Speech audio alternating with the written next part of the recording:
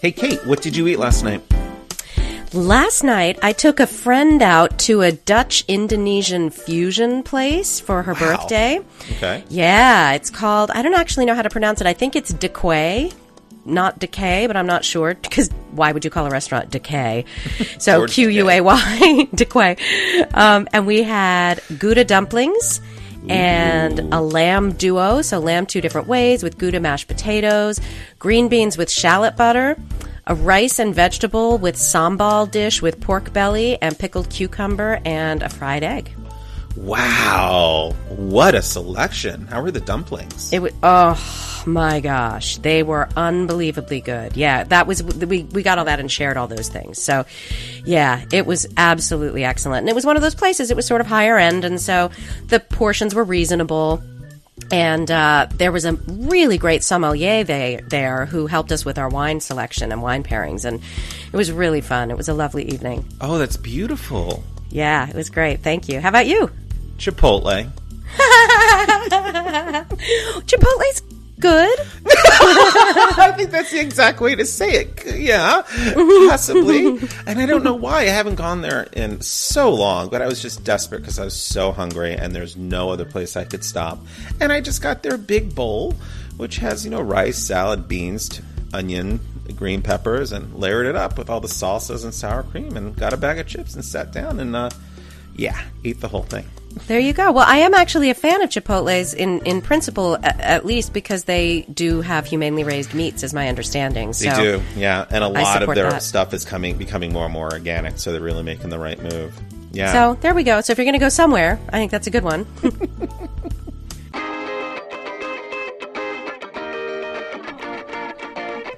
Hello and welcome to another episode of You Won't Believe What I Ate Last Night. I am Rick Fiore. And I'm Kate DeVore. And this is our ongoing conversation about food, health, weight management, and our endeavor to be and stay healthy in a really tasty world. With love, kindness, and compassion towards ourselves and others. Today, we are talking about celebrity chef-owned restaurants. We are so excited. We had the opportunity to visit 4 different restaurants, 3 that were owned by celebrity chefs, and 1 that was owned by just celebrities. And the first one we went to is Becco in New York, which is owned by Lidia Bastianich. We also went to Phil and Anne's Good Time Lounge in Brooklyn, which is owned by Anne Burrell and legendary bar owner Phil Casacelli. And then we also went to Spiaggia in Chicago, which is owned by chef partner Tony Mantuano and executive chef Joe Flamm, is it? Flamm. Flamm. Mm-hmm. And they were some of the really great experiences because, we love to go out to eat. And we've always, when we're in a place, we always love to see if there's a good celebrity-owned restaurant or celebrity chef-owned restaurant that we can try out. Off the top of your head, particularly chefs that we have admired from the TV or books or whatever. Off the top of your head, which one stood out to you the most, or which one was your favorite? Well, it's hardly a fair comparison, I think, because I think the owners of all of these restaurants would agree that Spiaggia is in a league of its own. Yeah. When it comes to these restaurants, It is a fine dining experience that the other ones don't even pretend to be. So there is no doubt that Spiaggia was my favorite. Which one was your favorite? I really liked Becco. There's something so charming about Becco because it was just there in New York. It was crazy. It was the smallest restaurant in the world, or at least I felt like it was, and all the tables are really sort of crammed in there. And, everyone's just sort of pushing you and pulling you and shoving you everywhere. I just love it like that. Like that vibe I love a lot. It was actually enormous, though. Do you remember when we went to the restaurant? Yes. It had like rooms and rooms and floors and floors. Totally. But the front part where they shoved everybody who had to get to theater, Tom Colicchio, who's one of the executive producers and judges on Top Chef, apparently said that people go to a restaurant for the food and they return for the hospitality. And I think think a great statement. Right? I think that is so true because I can cook and I can cook food that I really, really like. So if I'm going to go out, and I'm not talking necessarily about the neighborhood bar and grill, sometimes you're just going out because you don't want to cook or whatever. But I'm talking about for a pricier experience, certainly. The hospitality is a big part of it. And if you guys heard our recent podcast about our barge trip in France on the Luciole, the hospitality is a big piece of it. And, we're always talking about how do you stay healthy with love, kindness, and compassion toward yourself and others, and service and caring for people, and what that sometimes translates as is hospitality is a big part of it. So as we give you our reviews of these restaurants, we're going to talk about our full experience, which includes the hospitality as well as the food. Well said. Well said. Thank you. Thank you. All right, let's talk about Becco. All right. So Becco is by Lidia Bastianich, and she is this Emmy award-winning public television host, and she's been around for a long time. I think I only discovered her maybe 10 years ago, but she's been around far longer than that, right? She was one of the first, I believe, in my experience, she was one of the first television cooking show hosts. She's been on public TV for a long, long time. Lydia's Italy was one of her big ones. And she's just like a no-nonsense. Even when she was probably my age, she felt like a grandmother. Totally. One of those no-nonsense Italian women who just knows how to cook good food simply, and it's delicious with lots of excellent tips. Her TV shows are great. Yeah, and it's run, partnered with her son Joe. And the chef at Becco is William Gallagher, who I was not familiar with. One of the things that stood out to me about this restaurant, as we were just talking about, was the whole vibe of the restaurant. It was very New York to me. It was very rush because we were going to see a show right after our dinner. So we had like 2 hours to get in and out. And so I loved all the hubbub that was happening, and I loved how good they were at service as far as getting people in and getting them out. And it was really great because when you walked in, you sit down, and they're working every table. They're trying to work every table quickly. And the waiters were really announcing the specials very loudly, because I think there was this idea that they had to do it so many times because there were a lot of specials. They were trying to make sure as many people in the restaurant heard them at the same time, so hopefully wouldn't have to repeat everything. But sure, when they got to our table, I was like, can you just repeat a couple things? The thing that was so remarkable to me about Becco is what you're just saying, which is that it's in Theater Row. It's right in the middle of Midtown Broadway District, which is known for tourist trap restaurants that are not very good and are overpriced. Yeah, most of the restaurants in that area are that. So my expectations were not very high because of where it was. And I was completely blown away. I think the quality and the price point and the service were all amazing and so much more than I expected because of what you're describing. And boy, do they know how to get people out to the theater. So they have something on their menu that they call the Sinfonia di Pasta, which is every day they have 3 pastas of the day. And you could either get that as your meal, or if you get an entree, you can pay an additional, I think it's $9, and you can add the pasta as your, like in an Italian place, you would have your pasta before the entree, like in Italy. That's the sort of standard thing, right? It's the secondi, or whatever they would call it, the second course. So anyway, you could do it either way. So I got mine as the meal. And did you have it as an add-on? Is that what you did? I had it as an add-on because I got the chicken parmesan, which I have to tell you is hands down the best chicken parmesan I've ever had in my life. Now, it was why amazing. Would you say that? It was... That's a great question. I hadn't thought about that. Well, it tasted really good and the textures were awesome. Like it was pounded out really thin. It was still juicy. The coating was the right thickness and it had seasoning to it. It wasn't just like a bland breadcrumby coating. It had tons and tons of delicious fresh mozzarella on it and fresh basil.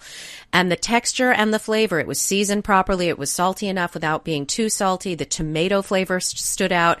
All the flavors that you want were in there and equally balanced. And I was super bummed because I got the pasta thing and I was so full. Do you remember this, Rick? Yeah. I ate literally 2 bites of my chicken parmesan and I had to take the rest home to my mother. That was upsetting. I was so sad. Yay, Mom. But I was so super bummed because it was so good and I didn't even get to eat it. So I really want to go back there and eat that meal because it was so great. Yeah. And the main, I got the symphony and it came with 3 pastas, one of which was a mushroom pasta. It was a mushroom ravioli. Yeah, mushroom ravioli. It was so tasty because the mushrooms are just so fresh and so well cooked. And the other one was basically like a red sauce in a pasta. And the other one was a pesto.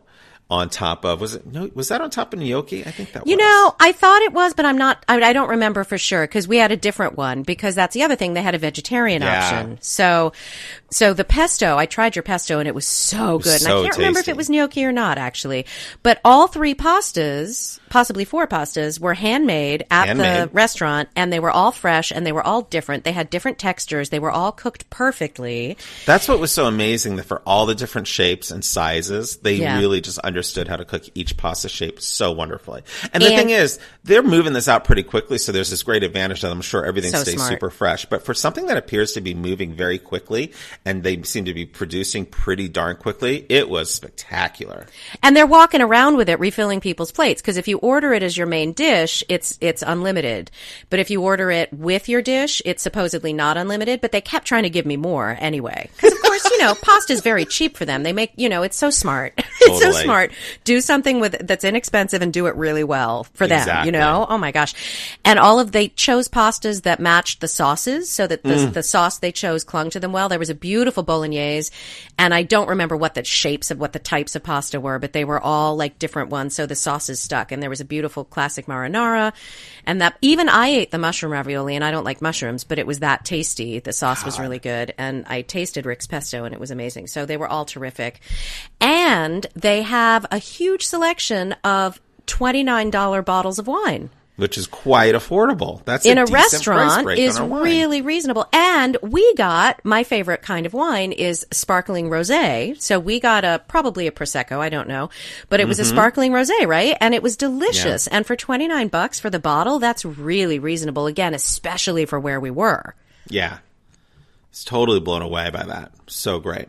Huge fan. So definitely 5 stars, 2 thumbs up, whatever we're saying. We should have discussed a rating system, Rick. Listen, we should have to invent our own rating system. I know. That's what I'm saying. We should have come up with something. I know. What would it be? Maybe it's one tongue sticking out. No, people have that. One tongue sticking out. 5 belly laughs. 5 belly laughs from Rick and Kate. I love that. We'll give it 5. Yeah. That's brilliant. Thank you for giving it 5. Yeah. No, and totally would go back. And if you're looking for someplace in Midtown Manhattan, oh my God, totally worth Definitely doable. Yeah. And then the next one we went to sort of almost doesn't count because we just went for a cocktail. Yes. And this was Amada. Amada, yeah. And the celebrity chef who owns that is Jose Garces. And we were looking for a place to have a drink before we went out for our main meal. So we walked in. The restaurant was really nice, but I don't really remember much about my drink, though. Right. So the issue, it's sort of silly that we're even discussing this because neither of us remember what we had. But here was and we can't really judge the restaurant because we didn't have any food. However, we're going to anyway. So we sat at the bar. It was like, I don't know, 4:00. We were on our way to a movie. It was so cold out. Do you remember? It was super cold that day. It was like 2 degrees. It was one of those days. And we sat at the bar and we each ordered cocktails and we don't remember what they are. And they've changed the online menu now, so they can't say them. But basically, my experience was, well, first of all, when they finally brought us the cocktails, they brought us the wrong ones because I tasted Rick's first. And I'm like, excuse me, sir, is this the blah, blah, blah? And he was like, yeah. And then he looked at them. He was like, oh, no. And he switched them. So he put them down in the wrong order. But basically, I felt like mine didn't taste like, it didn't have the balance that I expected from the menu. One of the ingredients was really, really dominant. I don't remember which one it was, but it didn't have all the things that were listed on the menu that I was excited to taste were not evident. It didn't feel particularly boozy. It didn't have a lot of alcohol in it, it felt like. It was overpriced, and it took them forever to make it because he kept stopping in the middle of making it and chatting with people. And looking at the list on all the ingredients that go in. Yeah. I think we may have had a new person working, which was tough times. It definitely had that feel, right? Or a sub or something.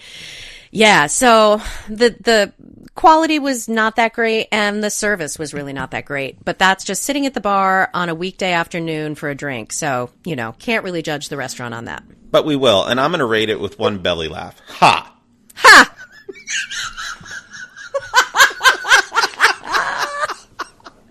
Done. Okay. Take hey, that, should we talk about the fact that after that we went into the most amazing liquor store across the street and bought a bottle of really great wine that we then snuck into the movies with us? No, don't tell people. They might get the wrong impression that we drink a lot. They might. And that we do things that are not technically, I don't know, quote, legal. Hey, did you know? Hey, Rick, did you know that we like to use wood like oak and pecan and hickory and maple and stuff when we smoke and grill? But did you know that pine, spruce, and other evergreen wood should not be used in the barbecue because they can add harmful tar and resins to the food? No, I did not know that. Mm-hmm. Good to know. Yep, so mesquite, apple, all of those are fine, just not your evergreens. All right, good to know. After that, we went to Phil and Anne's Good Time Lounge in Chicago. Brooklyn. It was Brooklyn, and part of the point was we were excited. Like I've never hung out in Brooklyn much. Have you? Like, and we were like, oh, we'll go hang out in Brooklyn, but it was so cold. We didn't. Well, really I hung out out there from ages 1 to 3 when I lived there. It was less hip then, though, I think. But it was my crib. Oh, that's so awful. and cute. Okay. So we were sort of excited about the fact that it was in Brooklyn, and they claim they want it to be a hip and funky neighborhood joint.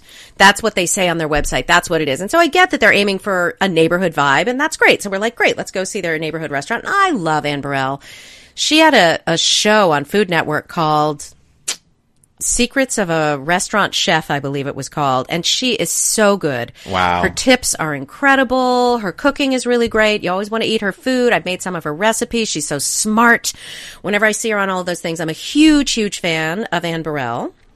And I was not such a fan of her during that period. I only came to know her on that show I hate, The Worst Cooks in America. Mm. But I actually love her as a judge on all of these other shows going on. She's super smart. And like you said, always has these really great tips to throw out. So I always wish that I'd gotten to see that show. Yeah, I don't know why they don't still air it. It's crazy, but right. Well, they probably don't have time with all of Diners, Dive-Ins, and Drives that they're airing. Right, because it's the Guy Fieri network now, so they have no choice. Not that Kate and I have an issue with that at all. No, we love Guy Fieri, and we want him to get us our own show. So there we go. Yes. We would like to ride the Guy Fieri train into Food Networkdom. So the funny thing about this restaurant, I was like, oh, celebrity chef-owned restaurant. I need to get a reservation. At one point, I had to change the reservation. Then I also had to change the time on the reservation because I'm like, oh, my God, I hope it's okay. I hope we can still get in. So we go in, and we walk in. And was there anyone else in the restaurant? Or was it just I think us? we might have been the only people there. There might have been one other table, yeah. We did get the best table in the restaurant, I have to say. And it was a Saturday night at like 8, right? Like it was not, or a Friday, or it was definitely a time you'd expect there to be more people. But we might have some thoughts on why it was not packed. Kate, do you want to offer up any thoughts, or should we do the menu, what we ate first? Yeah, let's talk about what we ate. We'll just go through it.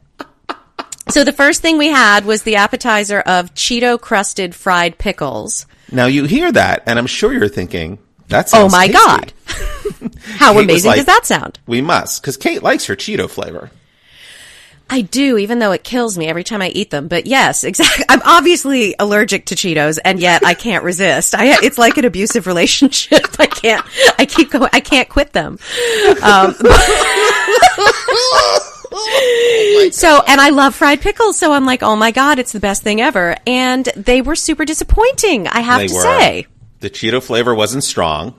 And the slices of pickles were so thin. They were like paper thin. Like, really, are pickles that expensive? You have to scrimp on the pickles? Totally. Because I like a good hefty bite factor when I bite into a fried pickle. Like, yeah, it's got to have a little bit of weight for me. I don't like them super thick. Just I don't like my fried tomatoes super thick, but just medium, right? Just so you get enough of a bite. Yeah, you're looking for the ratio of topping to filling. Like I was saying about the chicken parm, that was part of what was so great about it. The ratio of breading to chicken was perfect. The ratio was off, and then if you bit into it, because they were too big to eat in a single bite for me, they were the round kind, not the spears. But if you bit it in half, the pickle was so also like mealy that it all came out. So then you were left with just the breading, and it didn't even taste like Cheetos. So those were a disappointment. So I did get the seared cod with clams and shrimp. And I have to say, it came with tomato, fennel broth, and white beans. And at first I was like, oh, white beans, seafood, not a combination I've had before, but I actually liked it a lot. It was beautiful. And I'm not actually a big person that I don't do clams that much anymore, but these were actually really great. They were small, they weren't overcooked, and the shrimp was cooked really great. So I'm going to give the seared cod like a positive review here. I really liked it. Yeah, it looked gorgeous. It smelled really good. It was presented beautifully. Yeah, totally. Kate, do you want to tell them about both meals you had? So I got this was sort of neither here nor there, but it feels worth mentioning somehow the most expensive thing on the menu, which was the dry rubbed ribeye with the potato bacon fontina cake. So I'm like, all right, I'm going to splurge. And I usually don't order steaks out for a number of reasons, but the server also pointed me toward it. She's like, it's amazing. I was like, I was torn between this and this. She was like, oh, it's our best thing on the menu. I'm like, great. So it comes out, and it's sort of hard to describe, but it was, and they sliced it for you, as is often the case with a ribeye, so fine. And they, there was no bone or anything. But it was like, I'm going to say literally 80% gristle and fat. Agreed. There was not a single bite of the slices that was edible. And I had to pick around, and there were probably like 4 or 5 bites of meat on the entire steak. And the potato bacon fontina cake was super dry, and it had very little flavor of any of those things except potato, I guess. And there was also a charred broccoli rabe, which was sort of burned, and I don't know, it was weird. So I thought about it, and Rick supported me, right, in sending it back and talking to the waitress. And I was like, hey, this is a problem. There's really nothing edible here. And she said, oh, I'm sorry. I'll remake that for you. So they did. And then it came out. How would you describe as a bystander, Rick? How would you describe just visually the difference between the two plates? Oh my God! Well, immediately I first thought, oh, that's edible. I would want to eat that. And it just had color, and it didn't look like they gave you the last piece of an animal they had in the back of their fridge. Exactly how the first one felt. It was a cut that should never have been served. Somebody is not supervising that kitchen, I'm sorry, because that was just, Anne Burrell would not have sent that out, I like to think, and it was just not acceptable. So I agree with you. That would not, that's what's so interesting, Kate, about watching these chefs on TV and then going to their restaurants. And I'm like, how that has happened? How would that happen? We've seen her blast people for doing that. And then yet it happens here. And that's where it all comes down to restaurant managers and kitchen managers, right? The people you hire, wow, they have to be on their game. Yeah, because if she had been served that steak on one of the shows she judges, she would have ripped somebody a new one for that. Yeah, she would have had that blank expression. She'd be looking down, staring up, and her hand would be out, be like, what, are you kidding me? Yeah. You're serving me this? That's what she'd be doing. Totally. So the good news is the second steak was delicious, and it was a proper cut of actual meat, and it was well cooked, and it was good. And they handled Kate asking for a new meal. They handled it well, as you should. That's right. Yep, exactly. They were very nice about it and all that. I will say the potato bacon fontina cake was still dry and tasteless, and the broccoli rabe was still burned and not very good. But at least the meat was edible and quite tasty. Totally. And if I can just throw in one of my pet peeves here, which is when I go out, one of the things I can't bear to see is people that work in a kitchen eating in a kitchen while they're working. It really drives me crazy. Because I just think it's disgusting. 2, when I see someone behind the counter chomping or chewing, what goes through my mind is, are they going to wash their hands and everything before they start touching food? Like, I think they probably will if it's a well-run kitchen, but it shouldn't be triggered in your brain, right? Is someone going to wash their hands?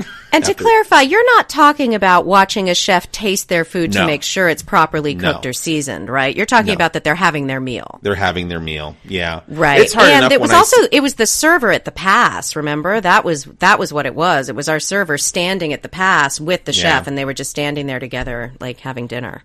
I can't bear it. Not fun at all. Yeah. I don't share that pet peeve, so it didn't bug me, but it certainly did happen. So I could see that if it bugged you, it was in your face. Yeah. For sure. So totally. We had absolutely delicious cocktails. So I feel like we need to give the shout out to Phil, who created this black walnut Manhattan that was absolutely to die for. So we both loved the black good. Walnut Manhattans. Yes, they were both delicious. And then didn't you order some cookies for dessert that I thought were completely mediocre? Oh, yeah. Oh, my God, Kate. I blocked them out. Yeah. Yeah, those were tough. I don't even remember anything about them. They were just sort of dry, not interesting cookies that you felt like they're going to be great. And we're like, nah. Yeah. So, I don't know. Out of 5 belly laughs, maybe I give it a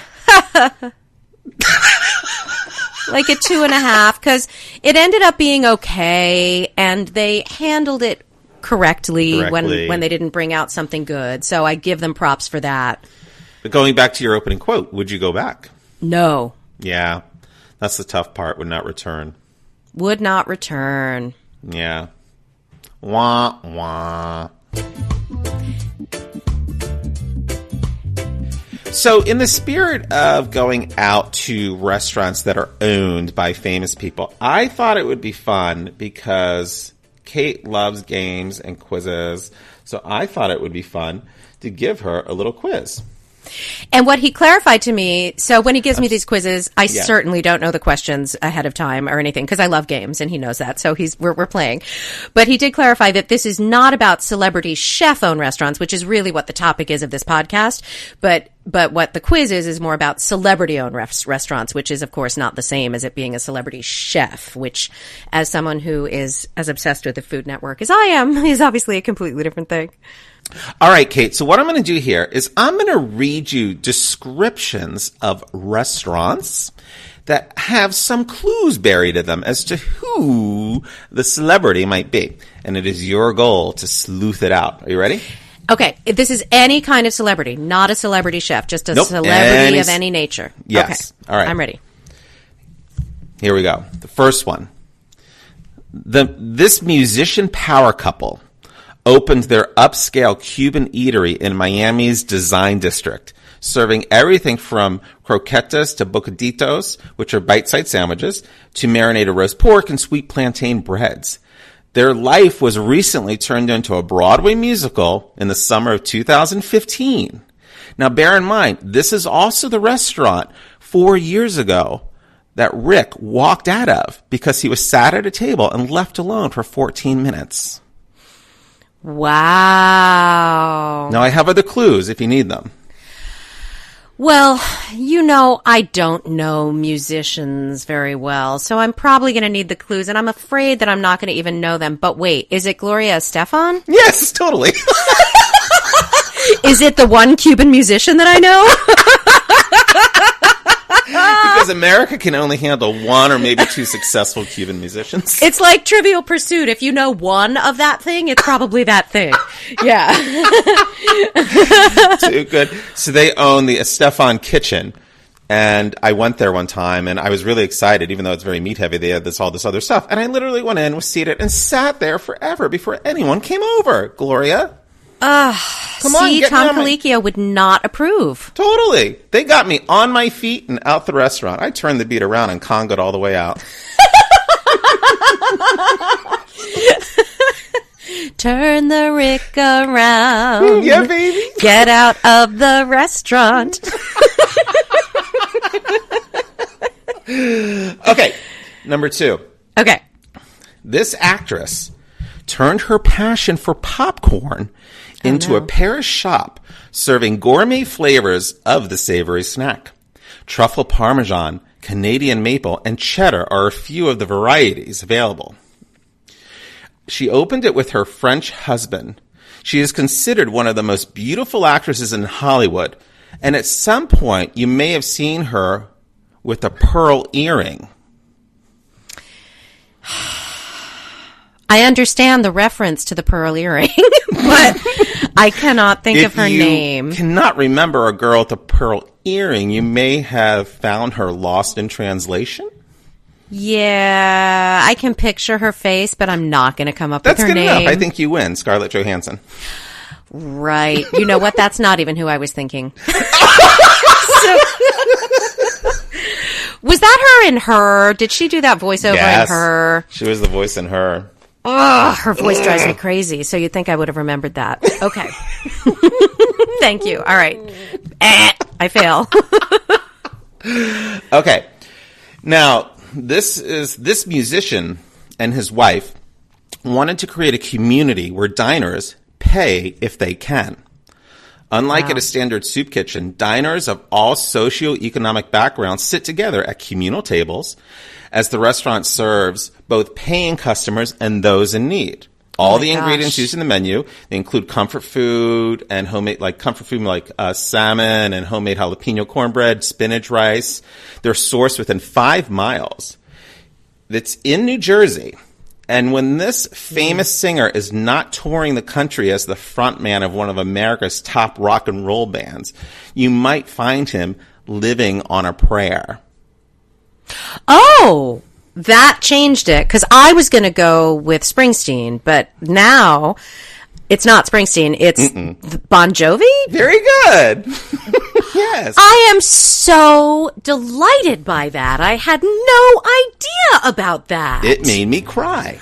I am weeping a little bit. I have chills. That is so lovely. Isn't that brilliant?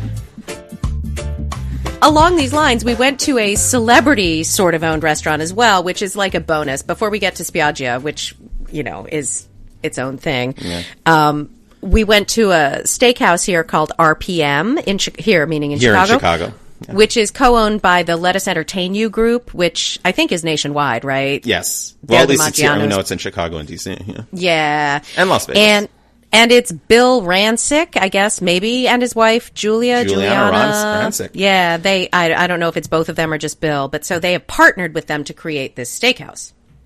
And sort of the setup for this relates to a little bit to Spiaggia, too, is I went to Chicago. I was going there for a work conference, and it was this work conference we do every year. People from the company go. The clients come in, and it's just something I arrange, and part of the thing I do is arrange some entertainment stuff, some dinner stuff. So needless to say, everything I arranged had fallen apart because no one wound up coming. So I got to benefit, and it was like the best weekend of my life because Rick's work treated us to all this ridiculously amazing stuff, and we're just eternally grateful. Eternally grateful. Because one of the things I had bought tickets to see Hamilton, so I had to sell most of those, but we still had a couple tickets for those. So we went to see Hamilton and then went to Spiaggia. And then this was another reservation I had. So Kate and I went to RPM. It was really an amazing experience, I have to say. Don't hate me for being so lucky, because you really could. I deserve it. It was amazing. Yeah. The whole thing in general. So RPM, atmosphere, I wouldn't return for the atmosphere. No, it was a very average looking steakhouse. Nothing spectacular about it, I have to say. Very And the crowded. drinks were good. They were good, yes. They were good. And the food was, from my end, the food was good. It was definitely good. Yeah. And the thing that for me stood out, though, was the service. Mm-hmm. Our server was so knowledgeable and so helpful in helping me choose a steak, because we were about to put a lot of money into this piece of meat. And he steered us away from the more expensive cuts because of the fact that I don't like my meat rare. And he's like, nah, it's not worth it. And so he was very helpful, and it took a long time with us in helping us. So I was so impressed by the service. Really, really, really impressed. Yeah, he didn't miss a beat. He was able to answer every question Kate had. He was able to make her feel good about all the cuts that were available and what she wanted. I was really impressed because there was so much discussion going on about meat. I just loved it. It was so wonderful. It was amazing. And your food, I think, was maybe even more impressive than mine. Yeah, I got lobster, and I've been struggling with lobster because I really don't eat it that much. I generally only eat it once a year when someone else is paying for it. Yeah. And I'd already had it this year, but I was having it today. And one of the things they did really well is they basically took it apart in the kitchen, which is really great because I just can't bear ripping apart an animal anymore. It gets to you after a while. And then one of the things they did is all of the lobster meat, they removed it, and then they put it back in the shell and served it in the shell. And then in the shell was this really sort of great ginger, I think it was ginger and miso sauce. It was miso, yeah. Really spectacular. So, the actual meat, which can be sweet, but maybe doesn't always have the best flavor, really just absorbed this wonderful, wonderful flavor. It really blew me away. It was really the best lobster I've had, because normally I just get lobster with just butter and garlic, and that's about it. But this was really, really well done. Yeah, so how many belly laughs would you give RPM, Rick?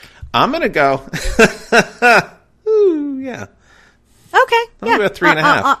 All right. I'll take it. Yeah. Given our overall experience there, I agree. Yeah. Now, that being said, I have had steak that I think was even more enjoyable for less money at other steakhouses in the city. All right. Noted. Yeah, so there we go. Noted. All right, Spiaggia. Oh, Spiaggia. How I love you. Spiaggia. So Spiaggia is on the Magnificent Mile of Chicago. It's modern Italian. The executive chef, Joe Flamm, has been on Top Chef this season, and he won Restaurant Wars, which is a huge Top Chef competition for anybody that follows Top Chef. And they showed he was front of house on the Restaurant Wars, and I was really wishing he was there the night that we were at Spiaggia because he looks like he's an amazing front of house dude. But we did not get his presence there. But that's okay because we had like 27 other servers, so it was all right. Literally. I feel confident that if I had been on fire in that restaurant, I would have been put out because there would have been enough people swarming with cups of water to put me out. You would have been put out before you even knew you were on fire because I think they were all standing around watching us in case we wanted anything. Not in a creepy way, like in a really awesome way. We were being watched. So needless to say, the restaurant itself is pretty spectacular. It's got a couple levels to it, a really well-designed bar. You just walk in and it's just really, open really kitchen. Elegant. It's chic. It's stunning. It looks money. It really does. Which it should, because it's expensive. Yeah, it's expensive. This is one of those places that I could never afford to go if Rick's work hadn't paid for it, just in all honesty. Totally, yeah, right? Yeah, totally. We would never go there on our own. So, right, we had a bunch of servers when we first walked in. Like, I don't even know. Like, there was, honestly, I think there were 4 or 5 people, and it was really quite amazing. And I had a cocktail to start with that they call a penicillin, which I actually think is a cocktail. It's a scotch with ginger, lemon, and honey, I want to say.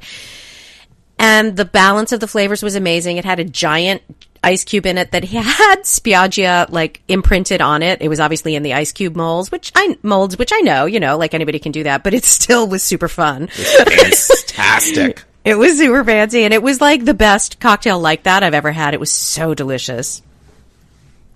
And then I had started with, you could get, they had it set up and you could pick from 1 from 3 courses. So I started with this thing called the Frito Misto, which is this really beautiful squid, scallop, shrimp, combination that, again, was not a lot of food, but just enough. It was so wonderfully cooked and so wonderfully flavored. And that's really the great thing is a lot of the seafood, if it's just overcooked by a smidge, it's ruined. And they had just done it so spectacularly. And so elegantly plated. And we did not get they have a sort of prefix menu. You can get 3 courses or 5 courses or whatever, which is actually more reasonably priced. But because Rick doesn't eat meat and I don't eat seafood, that didn't appeal to us because there would have been too many things that we couldn't have enjoyed on there that they would have had to modify. And they would have modified it, but if I'm getting a risotto whose main thing is fish, and they just leave out the fish, that doesn't feel like worth it to me somehow. So, which was their offer. Or replace it with mushrooms, which I also don't like. And also doesn't seem like a good swap. Like, fish for mushrooms. Mushrooms as a replacement is so funny. Always. And, but before we even got our first course, so we followed because Rick's work was paying for it, we followed the server's suggestion of getting the 3 courses, the appetizer, the pasta course, and the entree. And, but before that even happened, they had this gorgeous bread with a fresh cheese. Was it a fresh cheese that was with there was something on it like a honey or there was something on it, wasn't there? Like a fennel pollen. Yeah, it was. It was spectacular. I forgot about that. Oh my God, it was so good. And so we were still drinking our cocktails and eating the bread, and they brought our first courses out. Mm-hmm. And so I actually asked them at that point if they could slow the service down because we weren't ready for that. And they were so responsive. And from then on, they kept coming to me and asking me if I was ready for the next course to be fired and so on. It was a good move. Yeah, because we did not want to be in and out of there in 20 minutes. I mean, the whole point is if you're spending that kind of money, that's your night, and we wanted to take the evening there.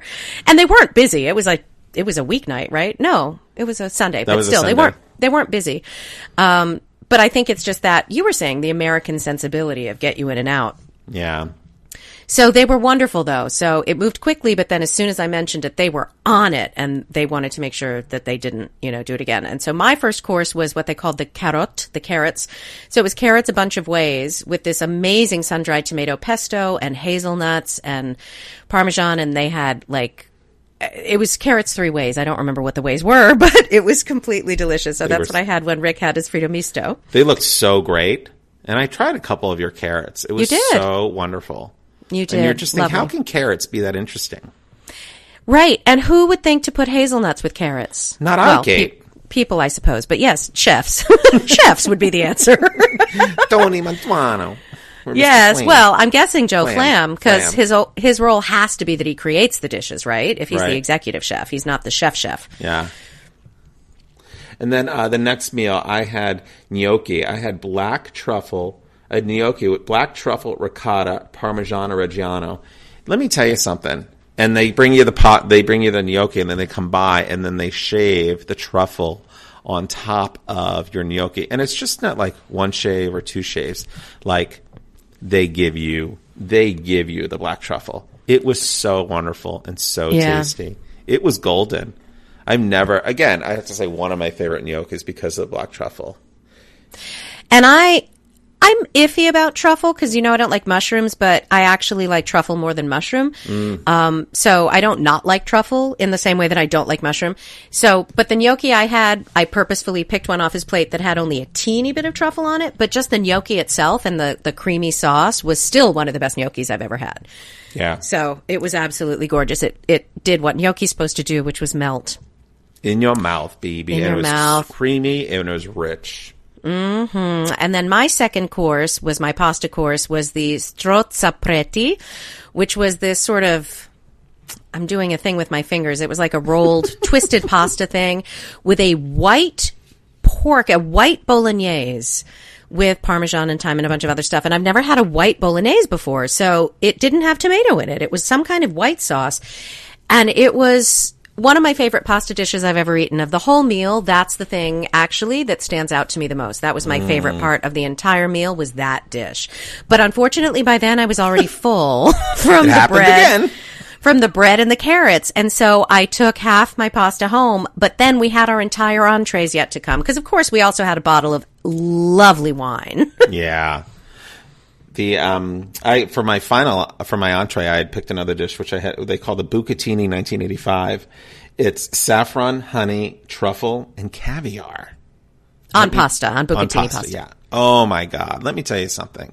It was small. It was really perfect for me by that point because, as you know, as Kate said, we were approaching full, that it was a smaller portion of everything else I had. And it was great because the pasta was a little bit more chewier than I'm used to, but it was really, really good. And again, they came over and shaved that truffle on for you, and you are good to go. You're ready to rock it out. They definitely do their pastas on the al dente side there. They're fresh pasta, and they probably just show it to the water and take it right out again. Yes. And it was amazing. I did not try that one because the caviar ooged me out, and I couldn't even try it. My entree, I took literally the entire thing home because I was so full. So it was ridiculous. It didn't need to even happen. But it was tutto il coniglio, which was rabbit, you guys. I've never ordered rabbit in a restaurant before. I had a bite of rabbit on that barge cruise, but never had it. It was rabbit 3 ways. And so it was like rabbit tenderloin with a truffle mousse or sausage inside it, wrapped in pancetta over lentils. That was sort of the main course. And then there was a polenta with a braised rabbit and tomato, which was my favorite one. The flavor of that was rich and delicious. And then they had espresso carrots with crispy rabbit. I don't remember what they called it, but it was, I don't know, it was crunchy and crispy and like deep fried probably or something. It was super, super, super delicious. And the next day, it was amazing, which is when I actually ate it. It was funny, this whole theme, how you're always full halfway through your meals that weekend. Oh, God. It was such a shame, but at least I stopped eating. There we go. And then we were too full for dessert, so they brought us these little homemade chocolate ice cream cones with a little teeny bit of blackberry sorbet in it. It was like 3 licks, and, it was a teeny amount, but it was a perfect little after-dinner thing. Yeah, that was really wonderful. Really, really wonderful. So definitely different experience than the other 3 restaurants, but definitely recommend it if you're in the Chicago area. Yeah, so that one I give a full